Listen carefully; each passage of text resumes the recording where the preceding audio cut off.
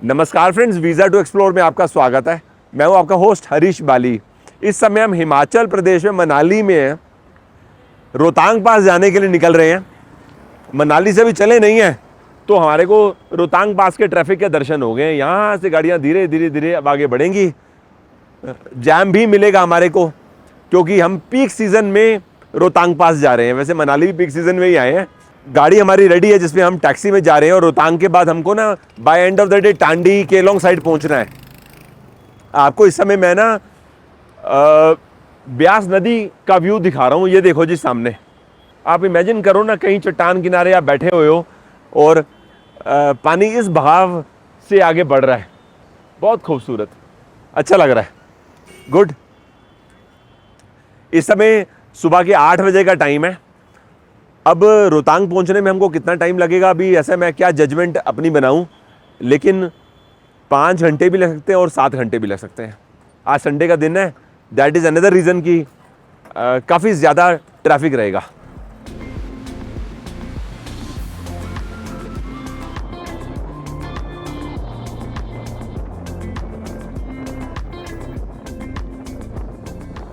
मनाली से चले हुए हमें लगभग 1.25 घंटे का टाइम हो गया है। शुरू में तो जगह जगह जाम मिल रहा था, गाड़ी बहुत धीमे धीमे चल रही थी और रुकी हुई थी। अब पिछले 5 किलोमीटर से जाम एकदम ख़त्म हो गया है। मैं जहाँ पर खड़ा हूँ ये जगह आपको दिखा देता हूँ। ये देखो जी, अब इस प्रकार से रोड है। अभी हम मड़ी से लगभग 5 किलोमीटर दूर है। रब्बू भाई का कहना ये है कि पिछले 1 महीने में इस तरह से रोड मैंने खाली कभी नहीं देखी, आज पहली बार ऐसा हो रहा है। इसका मतलब आज आप लकी हो, ऐसा ही बोल रहे हैं। वैसे रोहतांग जाने के लिए आजकल तो लोग मनाली से सुबह 3:30-4 बजे निकल जाते हैं। आज से 7-8 साल पहले तक ऐसा नहीं था, लोग 5:30-6 जाया करते थे, अब 2 घंटे पहले निकलते हैं। नीचे खड़े होकर तो जिगजैग समझ में नहीं आता, लेकिन जब हाइट से आप देखते हो ना तब समझ में आता है। देखो पहाड़ों के बीच से रोड कैसी बनाई गई है। उस तरफ को एक वाटरफॉल दिखाई दे रहा है, अभी आए थे उस फॉल के पास से ही। ये फॉल देखो, मस्त है ना। चलिए जी अब आगे चलेंगे। 10:15 हो गया, हमारा नाश्ता नहीं हुआ। मड़ी पहुंच के हमको नाश्ता करना है।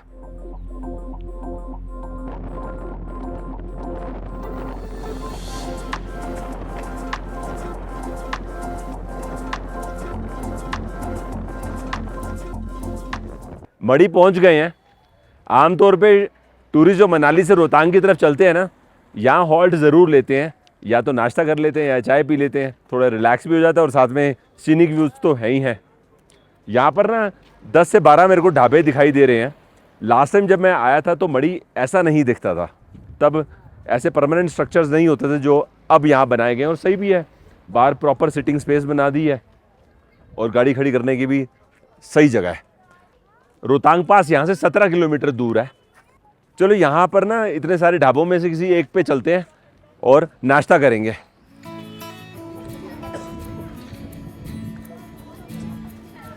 आलू प्याज का परांठा मंगाया अपने लिए, साथ में दही मंगवा लिया।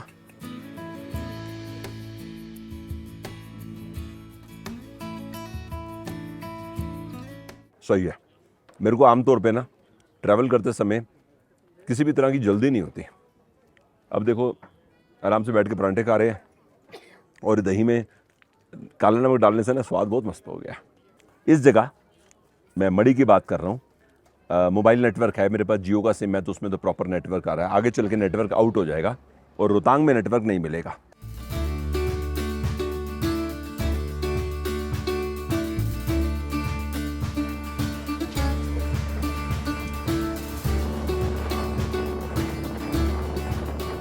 रोहतांग के रास्ते पे जो आखिरी 15 किलोमीटर है ना, यहाँ पर हर कुछ डिस्टेंस पे पैराग्लाइडिंग होती हुई दिखाई दे रही है। अभी मैंने भैया से पूछा है, कह रहे हैं 4,000 रुपया चार्ज है, 7 से 8 मिनट की फ़्लाइट है, पायलट ऑब्वियसली साथ रहता है। आज से पहले मैंने पैराग्लाइडिंग सिर्फ एक बार की है, जब मैं हिमाचल में बीर बिलिंग गया था ना, उसके बाद नहीं करी। उसके बाद सच बताऊँ तो मेरी इच्छा भी नहीं हुई करने की। देखने से तो बहुत मज़ा आता है, लेकिन जब आप हवा में होते हो डर भी साथ साथ लगता है। मतलब एक बार हवा में ऊपर पहुंच जाओ फिर डर नहीं लगता, लेकिन मेन यहाँ से जो आपका 30 मीटर की रन है ना, वहाँ सबसे ज़्यादा डर लगता है।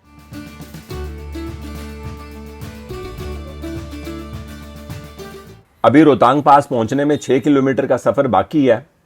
हमें रोड साइड स्नो तो दिखनी स्टार्ट हो चुकी है। आज से लगभग 7 साल पहले जब मैं मनाली आया था ना, तब हमने 2 वीडियोस बनाए थे, एक मनाली का डिटेल में वीडियो बनाया था और एक मैंने रोहतांग पास का अलग से वीडियो बनाया था। मुझे आज भी याद है, सुबह 9:30 बजे हम मनाली से चले थे रोहतांग जाने के लिए, तो जाके शाम को 4 बजे पहुंचे थे। फिर मैंने स्नो में स्लाइड भी किया था, खूब मज़ा आया था।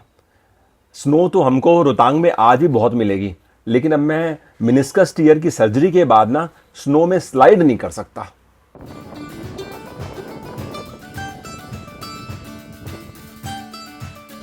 रोहतांग से 4 किलोमीटर पहले नीचे देख लो आप जाम कैसा लगा हुआ है। अब यहाँ सीन देख लो क्या है, गाड़ियाँ एक के बाद एक लाइन पे खड़ी हैं। ऊपर जहाँ तक मैं देख पा रहा हूँ ना, मेरे को गाड़ियाँ लाइन में खड़ी दिखाई दे रही है। इसका मतलब जाम रोहतांग तक है। पीछे आपको हिमाचल रोडवेज की बस दिखाई दे रही है। अभी मैंने ड्राइवर से पूछा कि आप सवारी को जब लेके जा रहे हो रोहतांग तो कितना समय दे रहे हो? कह रहे 1 घंटा वहाँ पे देते हैं। सुबह 6 बजे बसें स्टार्ट होती हैं मनाली से, 6 से 10 के बीच में, हर आधे घंटे में बस है। अब बुकिंग एक दिन पहले होती है, ऑफलाइन भी और ऑनलाइन भी। ऑफलाइन आपको मनाली बस स्टैंड से करानी होगी। सही है। अब थोड़ा हाइट में आ गया ना, सांस चढ़ रहा है, ऐसा महसूस हो रहा है। रोहतांग में तो वैसे भी ऑक्सीजन शॉर्ट है। अब हमने ये सोचा है कि 4 किलोमीटर कोई बहुत बड़ी बात होती नहीं, वो भी 4 किलोमीटर रोड का है। अगर हम ऐसे इस रास्ते से जाएंगे तो हम पहुंच जाएंगे मुश्किल से आधे पौने घंटे में। तो इस प्रकार से ना पहाड़ी चढ़ते चढ़ते हम लोग रोहतांग तक चलते हैं, ये ठीक रहेगा। ऐसा वेट करेंगे तो 2-2.5 तो वैसे ही बच जाएगा।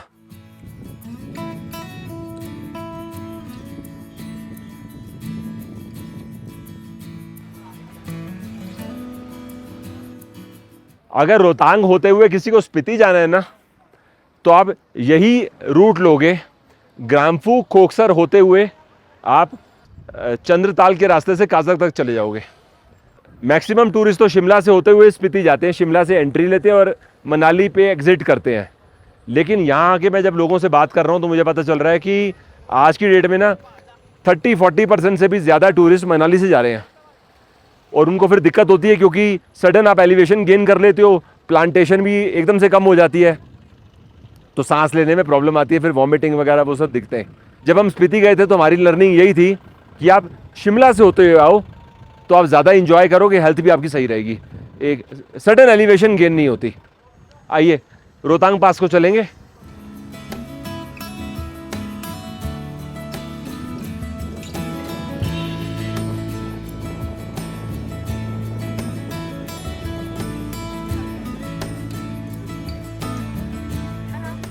अभी मैंने व्यास मंदिर के अंदर जाकर ऋषि वेद व्यास जी के पिंडी रूप में दर्शन करे। ये वही पवित्र स्थान है जहाँ पर व्यास नदी का उद्गम हुआ। माथा टेक लेने के बाद ना जहाँ से नदी का जल आ रहा है, मतलब नदी स्टार्ट हो रही है, वहाँ से थोड़ा जल लिया हाथ में और जल को पिया और बहुत ठंडा पानी था, बहुत अच्छा लगा। अब सराउंडिंग्स देख लो आप, ये सब रोहतांग पास का एरिया है। आज धूप होने की वजह से बहुत ज़्यादा ठंडा नहीं लग रहा, लेकिन हवा तेज़ है, मज़ा आ रहा है। आमतौर पे रोहतांग पास में अगर बादल आ जाए और धूप ना हो ना तो बहुत ठंड लगती है हवा की वजह से। चलिए आइए आगे को चलेंगे।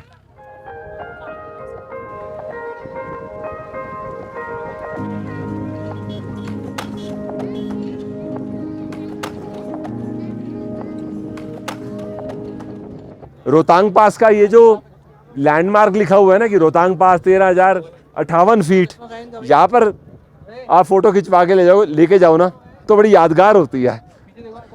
सही है। मेरे को याद आ गया जब मैं ले से वापस आ रहा था ना तो रास्ते में 5 पासेस आए थे।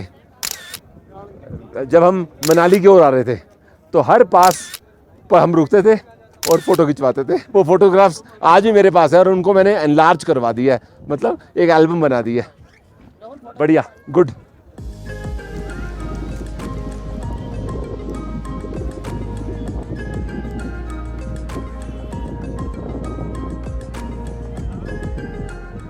जहाँ पर अभी मैंने फ़ोटो ली ना उस तरफ ऊपर की तरफ बहुत स्नो थी, तो हमने सोचा एक काम करते हैं 200-300 मीटर आगे चलते हैं। अब आगे आ गए हैं, इस तरफ भी देखो बर्फ़ कितनी है, मस्त लग रहा है ना। मैं स्नो पे ही खड़ा हूँ।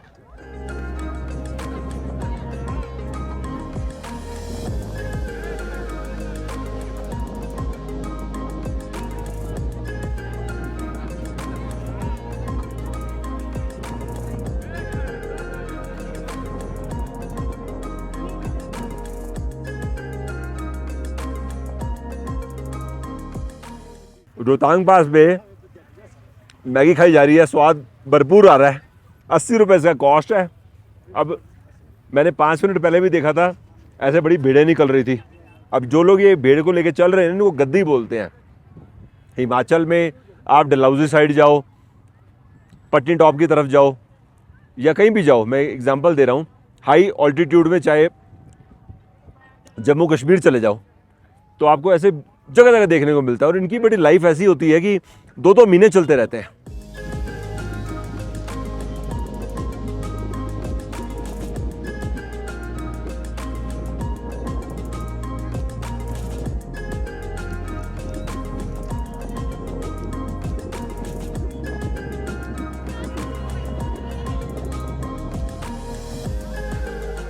बारह बजे हम लोग रोहतांग पास पहुंचे थे।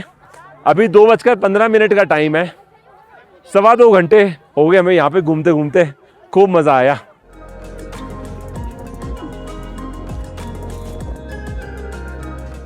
आइस स्केटिंग का यहाँ पे 1000 रुपये चार्ज ले रहे हैं। अगर आपको स्नो बाइक चलानी है जो रोलर करके होता है ना, उसका 500 रुपीज़ चार्ज है, जिसमें 7 से 8 मिनट में आती है। और ये आइस स्केटिंग लगभग 45 मिनट्स। वैसे एक ओवरऑल रोहतांग पास आप कितनी बार भी आ जाओ आपका मन नहीं भरता। जब भी मनाली आओ रोहतांग तो आने का मन करता ही करता है। अब हमें यहाँ से ना रिवर्स 2 से 3 किलोमीटर जाना होगा, जहाँ हमारी गाड़ी खड़ी है वहाँ जाएंगे। फिर गाड़ी पे बैठकर हम लोग वापस इसी रास्ते आएंगे, क्योंकि हमको अभी सिसु जाना है। राइट, ये हमारा अब आगे का प्रोग्राम है। तो कुछ देर में आपको दोबारा ज्वाइन करेंगे।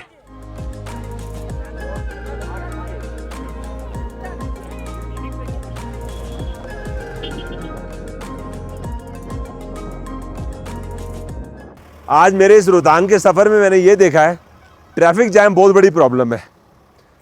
जैसे हमने रोहतांग पूरा घूम लिया तो एक बार के लिए लगा कि चलो एक किलोमीटर की तो बात है, गाड़ी में बैठते और पहुंच जाएंगे। अब वो 1 किलोमीटर ही तय होने को नहीं आ रहा। अब 200-300 मीटर और आगे आए हैं। अब थोड़ी गाड़ी चलती है, उसके बाद कोई टेम्पो ट्रैवलर आ जाता है, दूसरी गाड़ी सामने से निकल नहीं पाती। उसके चलते 15-20 मिनट और पैदल चल लिया हमने। थोड़ा मूवमेंट स्टार्ट हुई है। अब वेट करते हैं, हमारा गाड़ी का ड्राइवर आ जाएगा। आ गया? अरे भाई वेरी गुड, उधर आ जाओ।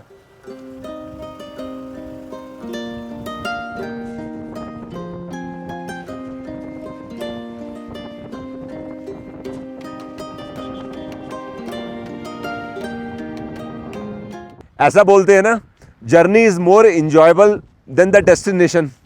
अगर आज के दिन का डेस्टिनेशन हमारा रोहतांग था ना, जितना मज़ा मेरे को रोहतांग में आया, सेम लेवल का मज़ा हमको यहाँ पर आ रहा है। अभी हम रोहतांग से लगभग 10 किलोमीटर आगे आए हैं। इस जगह पे खड़े होकर जो मैं व्यू देख रहा हूँ, जो हवा का एहसास है, माइंड ब्लोइंग। इससे छोटा शब्द नहीं है। मैं कभी भी इस प्रकार का नेचुरल एनवायरनमेंट देखता हूँ ना, तो मेरा मन होता है गाड़ी को छोड़ दें और सड़क किनारे पैदल चलते चलते आगे निकल जाए। आज मालूम मेरे को किस एरिया की याद आ गई? जब मैं अरुणाचल प्रदेश में तवांग गया था ना, तब हम लोग बुमला पास गए थे, वहाँ से चुमी ग्यात से गए थे। मेरे को यहाँ का जो लैंडस्केप है, ये सारे पहाड़ है ना, उस सफ़र जैसे लग रहे हैं। बहुत खूब।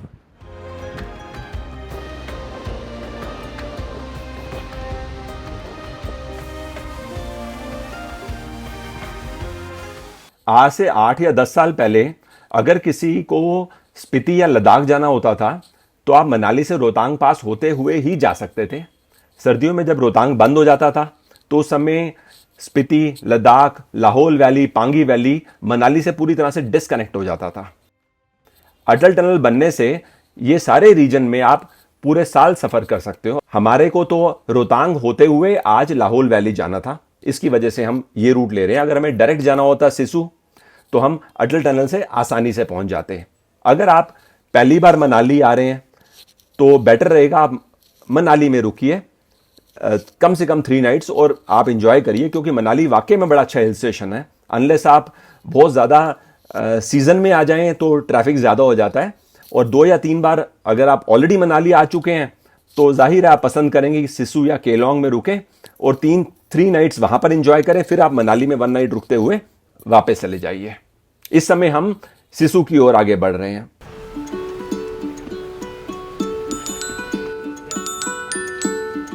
अभी हम लोग सिसु वाटरफॉल विजिट करने के लिए जाने वाले हैं। भूख लगी थी बहुत ज़्यादा तेज, तो जहाँ से वाटरफॉल के लिए जाया जाता है ना, उसके सामने ही अटल कैफ़े है। अभी मैं अटल कैफ़े के बाहर बैठा हूँ, तो फटाफट हमने अपने लिए ना वेजिटेबल सैंडविच मंगवा लिया कि थोड़ा सैंडविच खा लेते हैं।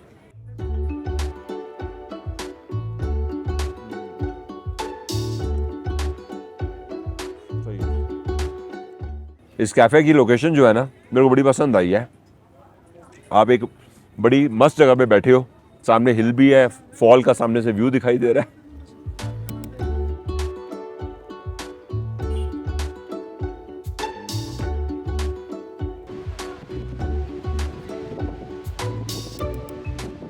सिसु वाटरफॉल विजिट करने के लिए हमको ना जिपलाइन से जाना है।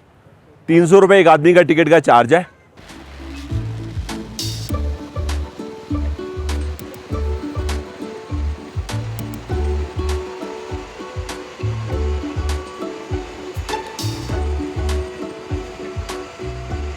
मुश्किल से 1 मिनट भी नहीं लगा होगा वहाँ से यहाँ आने में, मुश्किल से 40 सेकंड या 50 सेकंड, पता भी नहीं चला और पहुँच गए।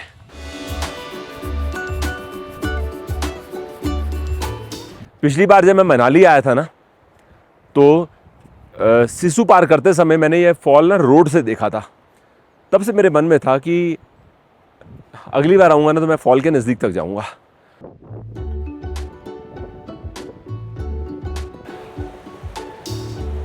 Bye god, what an amazing view.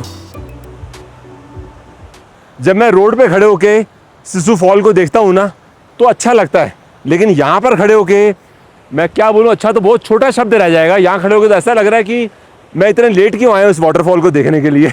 ना जाने कितनी बार मनाली आया हूँ, लेकिन कभी मुझे ऐसा रियलाइज़ नहीं हुआ कि मैं ये ट्रैक करके यहाँ पे पहुँचूँ। So beautiful. अब पानी जो आ रहा है ना, उसका बहाव का आप आइडिया इससे लगा सकते हो, नीचे पत्थरों से टकराता हुआ पानी नीचे उतर रहा है ना, कितना पानी है यहाँ पे, उससे आप अंदाज़ा लगा सकते हो ऊपर से कितना पानी नीचे उतर रहा है। आओ पास चलेंगे।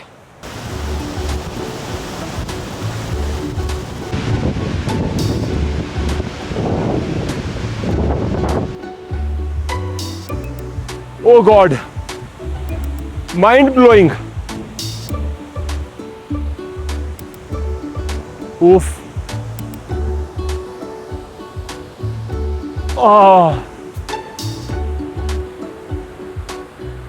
मैं आपको शब्दों से बयान नहीं कर सकता इस समय मैं कैसा व्यू देख रहा हूं। अमेजिंग।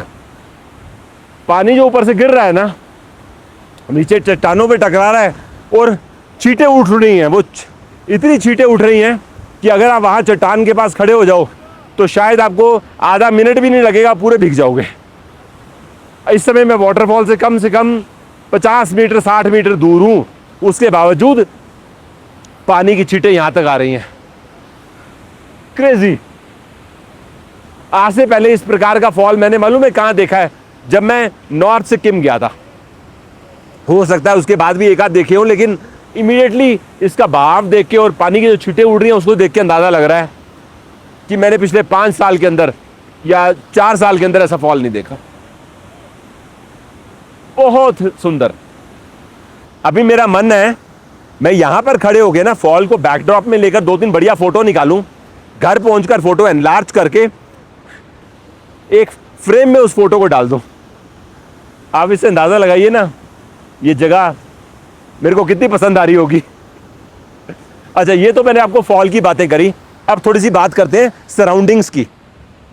इस तरफ को हरियाली है, इस तरफ को ऊंचे ऊंचे पहाड़ हैं, और सामने की तरफ मैंने आपको कुछ देर पहले भी दिखाया था, वो पहाड़ के ऊपर बर्फ हमें दिखाई दे रही है। अब काफ़ी ज़्यादा हम हाइट तक आ चुके हैं, बहुत खूब। चलिए अब मैं आपको ना कुछ देर में ज्वाइन करूँगा।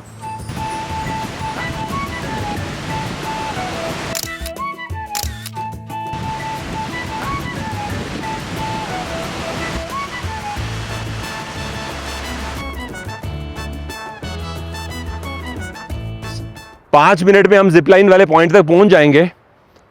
जब मैं आ रहा था ना तो मैं आपको बताना भूल गया था, वहां पर सामने एक बड़ी खूबसूरत लेक भी है। जहाँ पर हमने सैंडविच खाए ना उसके पीछे, वो अटल कैफ़े के पीछे। तो यहाँ से मैं आपको एरियल व्यू दिखा रहा हूँ लेक का, मस्त लग रही है ना। अब जब तक हम जिप लाइन पार करके वहाँ पहुँचेंगे तब तक तो अंधेरा हो जाएगा, तो मैं आपको डे लाइट व्यू नहीं दिखा सकूँगा, इसलिए मैंने कहा चलो खुद भी एरियल देख लेता हूँ, आपको भी एरियल व्यू दिखा देता हूँ। और वहाँ पर ना बोटिंग भी होती है, मज़ा आ गया वैसे, इससे छोटा शब्द नहीं है। आओ चलते हैं।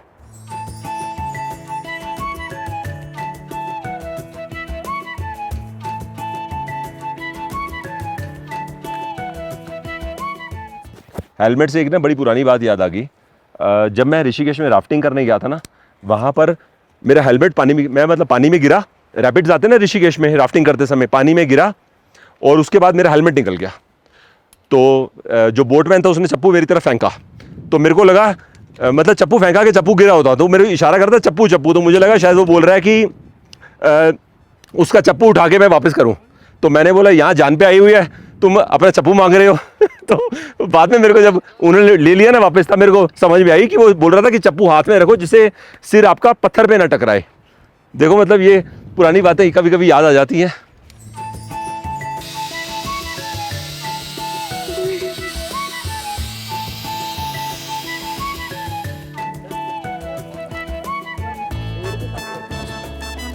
तो अच्छा, मुझे लगा हाथ में ला रहे हो। मेरे को लगा अच्छा भाई, बढ़िया यार, अच्छा रहा।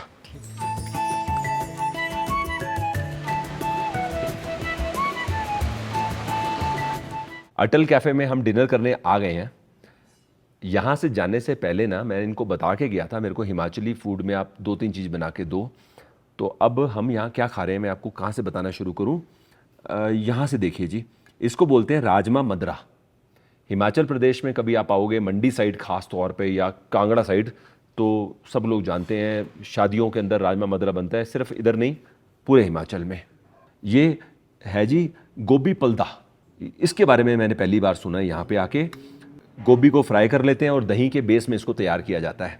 ये है जी सेपू वड़ी, उड़द छिलका दाल होती है ना, उससे वड़ी तैयार करते हैं, फिर उसको बॉईल करते हैं, ऐसा फिर फ्राई भी करते हैं। ऐसा पूरा प्रोसीजर करके पालक के साथ इसको कुक किया जाता है। सबसे पहले ना तीनों डिश को टेस्ट कर लें। ये है जी सेपू वड़ी जिसकी मैं बात कर रहा था ना, मजा आ गया। कभी मौका लगा ना तो हिमाचल में मैं ना कोई शादी अटेंड करूंगा, जैसे कि ये सारी डिश ना, इसके अलावा भी बहुत कुछ होता है शादियों में जिसको धाम बोलते हैं, हिमाचली धाम। कांगड़ा में अलग आइटम्स होती हैं, अलग बोले तो कुछ डिफरेंसेस होते हैं। कांगड़ा में शादी होगी तो अलग आइटम बनेंगी, मंडी साइड होंगी तो मंडियाली धाम बोलते हैं उसको।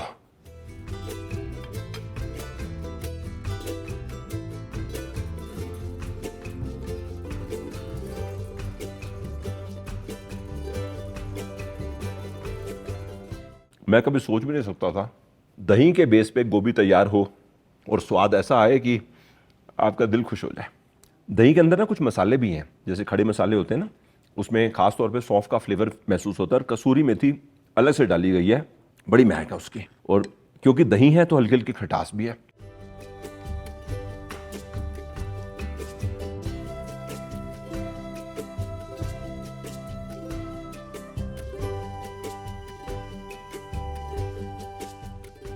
मुझे ऐसा लग रहा था कि यहाँ पर जो राजमा बनाए जाएंगे ना उसमें बहुत सारा घी होगा। ऐसा मैं इसलिए सोच रहा था क्योंकि जब मैं डलहौजी वाला टूर कर रहा था, खजियार डलहौजी, तो रिटर्न में मैं जब चंबा आ रहा था तो मैंने मामा का ढाबा नाम का एक ढाबा था, वहाँ पर मैंने चंबियाली राजमा खाए थे, करेक्ट। और वहाँ पर उन्होंने मेरे को बताया था कि जितना राजमा है ना, बस समझ लो उतना ही घी है उसके अंदर। तो मेरे तब से माइंड में था चंबियाली राजमा अगर हुए तो बड़ा सारा घी होगा, लेकिन ये रेसिपी अलग है, इसमें घी का गेम नहीं है, लेकिन इसमें फ्लेवर का गेम है। दही की महक है और दही का बेस है, और मसाले जैसे मैंने आपको उसमें बताए ना, ये तीनों डिश के अंदर मसाले बहुत हल्के हैं, मतलब आपको ये डिफरेंट फ्लेवर एक्सपीरियंस करने को मिलेगा।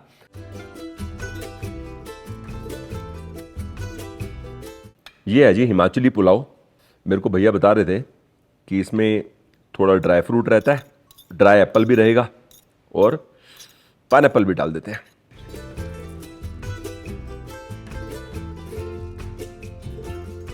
आमतौर पे इस तरह का पुलाव हमको बड़ा कम खाने को मिलता है।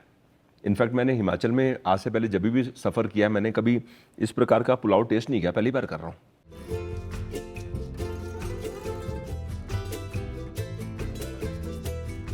अब यहाँ से हमको ना टांडी जाना है और टांडी में जहाँ संगम है वहाँ से 6 से 7 किलोमीटर डिस्टेंस पे हमारा होम स्टे है जहाँ पे हमने बुकिंग करवाई है।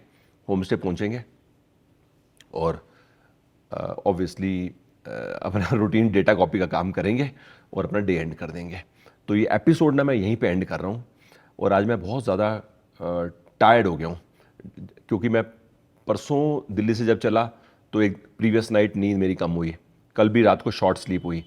तो आज मैं चाह रहा हूँ कि टाइम पे सो जाएं जिससे कल सुबह कम से कम 7-8 घंटे की नींद ले लें और फ्रेश उठें। कल हमको उदयपुर जाना है, एक उदयपुर राजस्थान में और एक उदयपुर हिमाचल प्रदेश में भी है। तो हम उदयपुर जाएंगे और प्लान हमारा ये है कि उदयपुर में कल हम नाइट स्टे करेंगे, राइट। तो आज का ये एपिसोड यहीं पे फिनिश हो रहा है।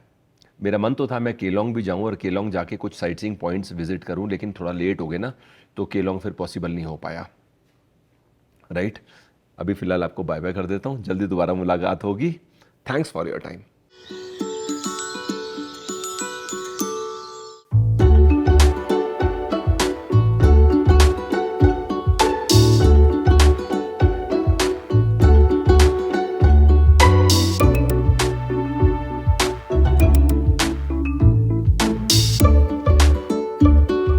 यहाँ पर आके ना ये लेक देखकर तो आपको ऑब्वियस अच्छा लगेगा, उससे ज़्यादा अच्छा लगेगा आप यहाँ पे बैठ जाओ और 360 डिग्री देखो और नेचर का मज़ा खुल के उठाओ।